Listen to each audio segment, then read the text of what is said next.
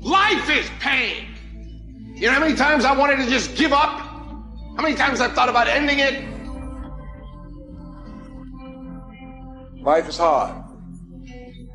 Easy, it's not an option. But it's worth fighting. It's worth believing. It's worth giving yourself a chance. It's worth mustering yourself up, standing up inside yourself. It's worth fighting relentlessly, never giving up. It's worth fighting a good fight. It's worth being around motivated, positive people. It's worth being up-tempo. It's easy to have faith and feel good when you're feeling good and you have no pain and your bills are paid and you got a clean bill of health from the doctor. It's easy to be motivated then. But when that's not the situation, it's hard. When you look in the mirror and you don't see the person that you once saw. It's hard. I know it's hard, but do it hard. You gotta go all the f in. When there's a will, there's a way, and there's always a way. When you're committed, you don't care about the facts. You don't care about the odds. You don't care about the opinions of others. The only thing you care about is making it through to the other f***ing side. No matter what it takes. You just gotta keep searching, keep fighting, keep hammering, keep failing, keep trying, keep getting back up again, and stop at nothing to reach it. You gotta have mental toughness. You don't give up on me. You don't quit on me. You man up. You woman up. You get your life back. You get your family back. I need you to have mental toughness. When you come up against that thing, you gotta outlast it. And you gotta already have made up your mind before you get to cancer. You gotta already have made up your mind before you get to that exam. You gotta already have made up your mind when you're talking to your husband, when you're talking to your wife, when you're talking to that sickness. You gotta look at it before you even get to it. So don't you ever give up. You get to make a choice. Is failure going to break you, or is failure going to make you? You get to decide. Failure doesn't. It's okay to fall. It's okay to cry. It's okay to go home. But quitting should never be an option. It's not in falling that makes us failures. It's in not getting up that makes us failures. And you get to decide if you get up or you don't get up. I can accept failure. Everyone fails at some point. I cannot accept not trying. I don't feel rejected. I tried. How do you feel rejected when you try? The person who didn't try should feel rejected. The person that didn't try should feel defeated. I tried. I don't feel rejected. I feel good about myself. I don't feel bad. I gave it 120%. You can't never feel bad when you put forth 120%. You can't let the outcomes make you feel whack. I'm not whack. I'm a warrior. I'm a problem solver. I'm not soft. I'm not weak. I don't quit. I don't give up. I don't surrender. I don't always win, but I always try. When you believe with everything in you that you are destined for greatness, you will find a way. You turn a tragedy into a triumph, despair into repair, pain into gain, adversity into prosperity. You have to know that this thing is going to work. Come hell or high water, whatever it is that I set out to do, it may not happen in 6 months, it may not happen in a year, it may not happen in 2 years, but at some point, my dream is going to become a reality. I think about my why. I can't quit. I can't stop. I can't get tired. I can't give up. I can't give in. My mama counting on me. My wife is counting on me. When you ain't got nothing left in your tank, you got to think about the people in your life that you're doing this for. And then if you could think about them, you could go one more mile. You could go one more day at work. You keep going. You keep studying. You keep writing. You keep singing. You keep rapping. You keep boxing. You keep fighting. You keep dribbling. You just keep on keeping on. And if you persevere, every storm that's come, it will pass.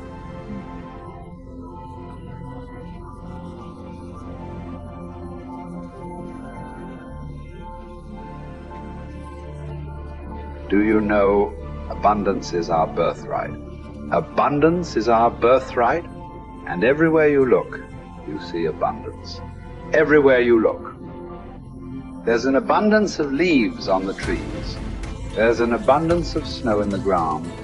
There's an abundance of water in the universe. There's an abundance everywhere you go, and you and I have the ability to create an abundance. Now you take nothing with you, you'll never own anything. You arrive with nothing, you're going to leave the same way.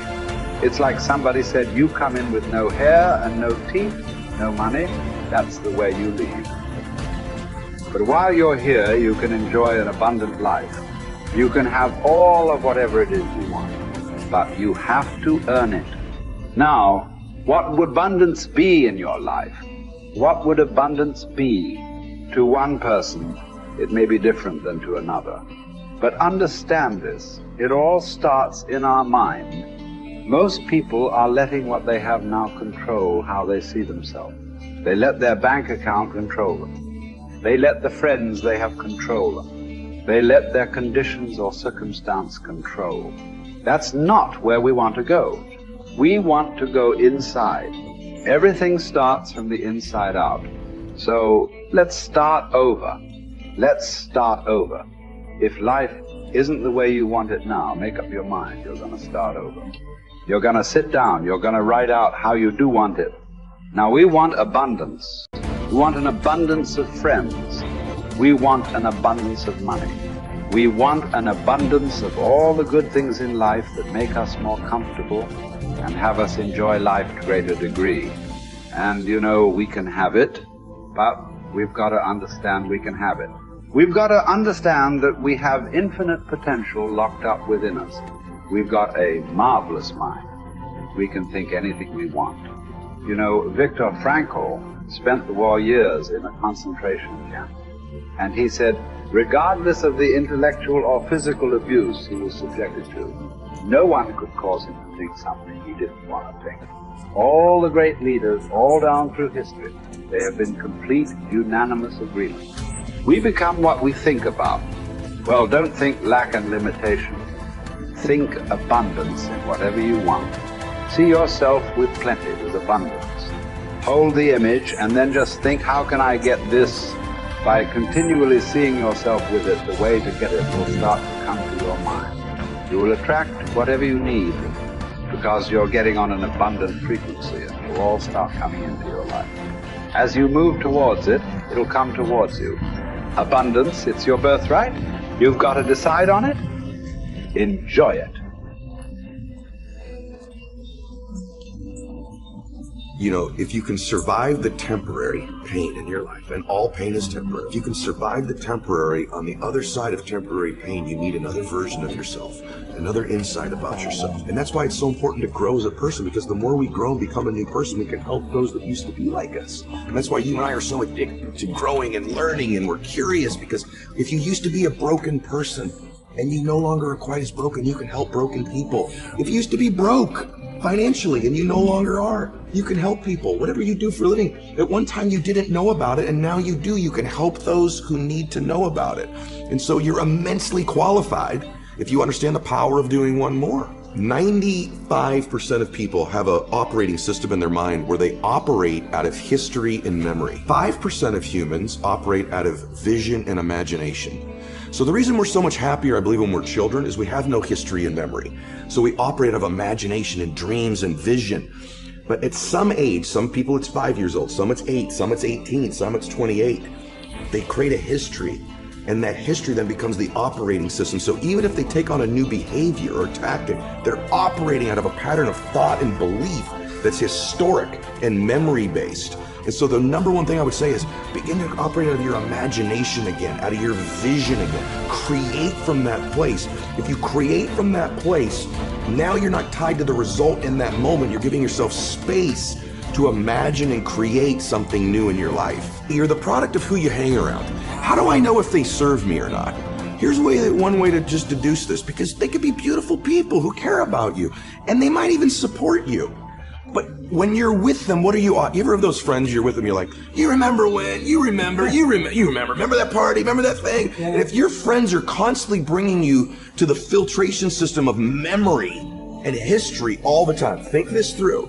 How often are those friends saying, hey, what are you working on now? Where are you going? What's your vision? What do you want to create? And maybe that sounds hokey, but you and I have both our friends have the most amazing histories, and you can't get them to talk about them. No. You have to work, because what are they still doing? Yeah. They're talking about now and where they're going. Yeah. Their viewpoint in their life is being present and having a vision for the future. Yeah. A formula for misery, a formula for lack of creativity, lack of productivity, is constantly being history and memory.